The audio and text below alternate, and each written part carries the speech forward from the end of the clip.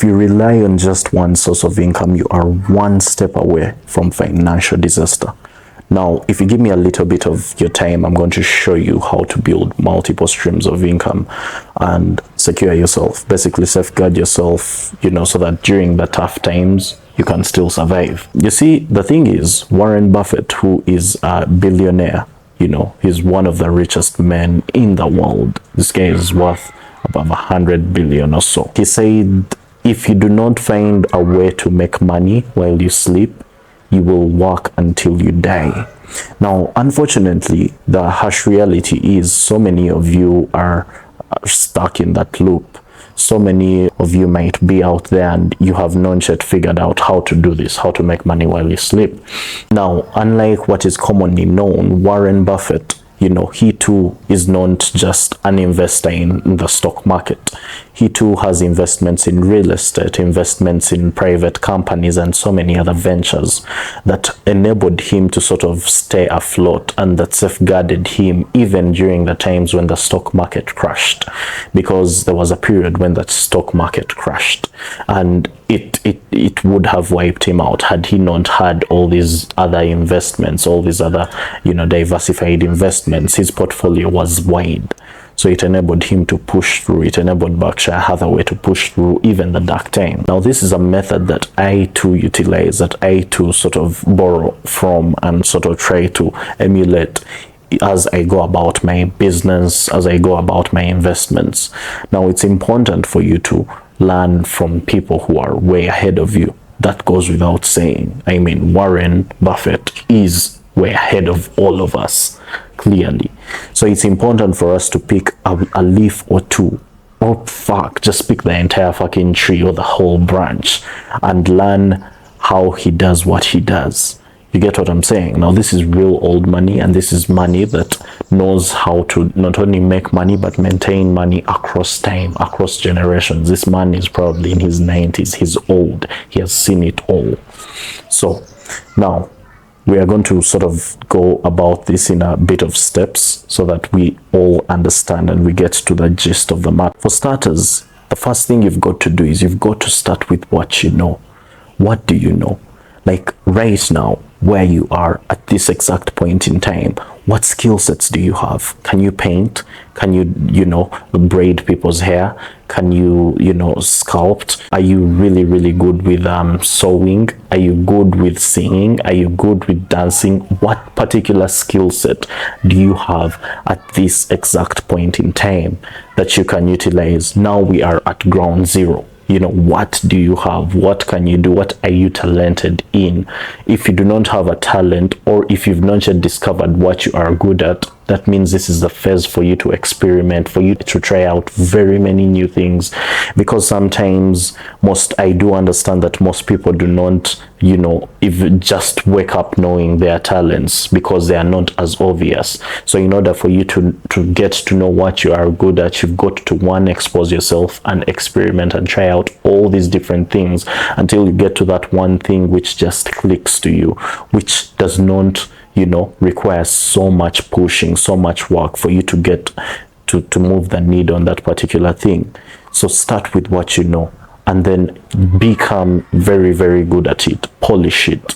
Then monetize that. Then look for the market, look for the people in the marketplace who are in need of that particular skill set and be of value to them. That is how you do it. That is the first step. Before you do anything else, before you go anywhere else, before you try doing any other thing, this is ground zero. You start with what you've got. You start with what you know. What are you good at? How can you polish it up even more? And then meet or look or seek out people in the marketplace who are in need of that particular skill set, and then be of service to them, be of value to them, present this skill set to them, and you'll be rewarded with money. Okay? Now, after that, it's important for you to not only invest in work, but also invest in assets. Now, we've already established what you're good at. Okay? Now, moving on. Okay? we've gotten a little bit of money because we've established what we are good at. We've sought out the people who are in need of that particular skill set, and we've helped them. We've been of service to them. They've rewarded us with money. The second thing that you're going to do when you get that money, because this thing, the only downside with it is you are still exchanging time for money. You are still exchanging directly your energy for money. You've got to break free from that. How do you do that? You've got to invest in assets, not just the work that you do. You get what I'm saying? Invest in assets, invest in real estate, invest in the stock market, invest in digital products, things that can generate you money without you necessarily having to physically be there, without you necessarily having to invest in terms of time and energy to get the thing moving. You know, invest in some bit of real estate. These are the things that I know work. Invest in the stock market. These are the things that I know work. Invest in digital products. These are the things that I know do actually bloody work. So you invest in those as well. Things that will generate you income without you necessarily having to be there. Now, we've gotten our particular skill set, that thing that we are good at. You know, we've sharpened it just a little bit, enough to monetize it. We've sought out the people who are in need of that particular skill set in the marketplace. We've serviced them. They've rewarded us with money. Now we are investing this money in assets, in things that do not necessarily require this particular skill set or us to be physically present all the time in order for these things to produce money back. You get what I'm saying? Then we are going to leverage the internet. Okay? Now what we are going to do is we are going to get the internet and then leverage it. There's a reason as to why Elon Musk, who is probably the richest man, the last time I checked it was Elon, then Bernard. No, I don't know if Elon is back on top, but regardless, he's among the top 3, the richest man on the planet. There's a reason as to why he tweets every bloody day. There's a reason as to why, you know, Mark Zuckerberg, who is definitely among the richest men on the planet, these men are worth billions and billions of dollars. There's a reason as to why he, you know, goes for podcasts and gets interviewed and, you know, and creates this content. There's a reason as to why these people expose themselves through the internet. You know, Tesla, which is Elon Musk's car company, does not have a marketing budget. Ford does. It spends billions on marketing and advertising. Toyota, billions on marketing and advertising. All the big car brands that you know spend billions upon billions on marketing and advertising. But Elon Musk's Tesla does not. The reason he can do that is because he has utilized the power of the internet, and he has built his personal brand on the internet, so he can leverage that might and be able to sort of push his companies and, you know, guide them towards a higher valuation and towards better and stronger sales that all these other companies, the OGs in the game, cannot do. You get what I'm saying? So it's by no accident that you know you find these rich people out here on the internet telling you whatever. But the problem is so many of you are stuck in a consumerism mindset. You are stuck as consumers, and you've got to change it. You've got to make the shift. You know, it's not enough for you to just be a consumer. You've got to now start thinking as a producer. There are 2 types of people in the marketplace. There's consumers and there's producers. The producers always make the most money. The consumers always give producers money. So which one do you want to be? The choice is yours. You've got to decide, am I going to produce or am I going to consume? Same applies with the internet. When you leverage it, are you watching more than you are producing? Why are you not creating for other people? Why are you taking in the creations of other people? You get what I'm saying? So you've got to make that shift. It's essential that you do so. And then when you do so, it's important for you to establish collaborations and syndicates.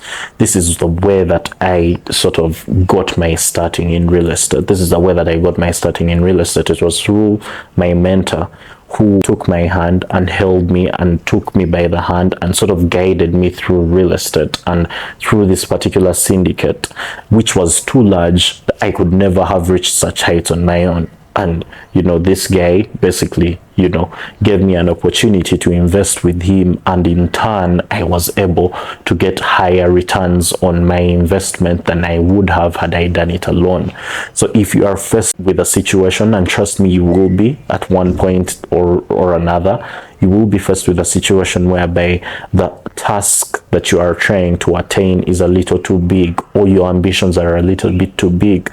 Do not feel like you can do everything on your own. Human beings are communal. Human beings need one another to survive. That is how we work. So do not face the task alone. Get someone, get a few friends, get people around you, and syndicate with them and collaborate with them, work together, join together and form a bigger project. That bigger project can in turn command bigger results in terms of monetary exchange, as opposed to having a small portion. Yes, you might do it all on your own because you think, and because all the poor people that you've talked to, no offense, have convinced you that, there's so many thugs out here, that everyone is out to get you, everyone is out to kill you, to destroy you. It is true to a certain point, but it's not always. You've got to learn how to just see these things out and know that this person, if I hold hands with this person and we come together and we put together these safety measures, we sign these contracts and all this, blah, blah, blah, we will be able to create something much bigger than what we would have otherwise created had I been on my own. You get what I'm saying? And when we are selling, when we are, reaping, the rewards will be much, much larger, just because we've been able to do something at a bigger scale than I would have been able to do at an individual level. So do that as well. Now, the last thing that you've got to do is invest in learning. You've got to learn. The only way you diversify your sources of income, the only way you create sources of income is if you invest in the education. Recently I was having a chat with a few mentees of mine, and we were talking about all these different things, and they were asking me a question in line with a certain business that I was not involved in, that I had never been involved in. And it got me thinking for a minute, because I was like, there's a whole lot of people who talk about business on the internet. Yes, that's true. But they talk about each and every business. And I do not know, that is either a good thing, because somehow I don't know how, but they always have knowledge on each particular business that's out there. But I do not have all that knowledge. I do not have all knowledge on all different businesses, because I've not been involved in so many. The reason as to why I've not been involved in so many is because I have not failed at multiple things. You get what I'm saying? The reason as to why I have not failed at multiple things is because I learned from the right people from the get-go. You get what I'm saying? And most people do not get the advantage, do not get the opportunity to do so, or outright just refuse to learn from the right people. You get what I'm saying? But there is a point where you've got to reach and you're like, you know what?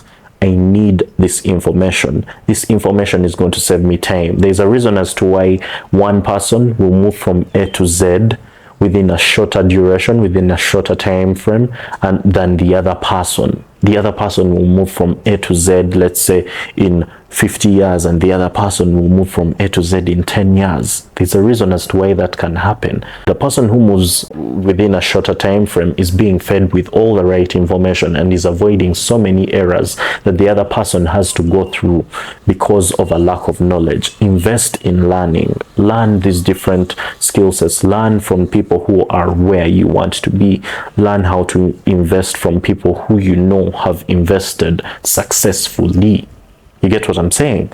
So the moment you get that, the moment you get these things right, you'll be well on your way to, achieving that multiple stream of income model. You'll be able to make money as you sleep.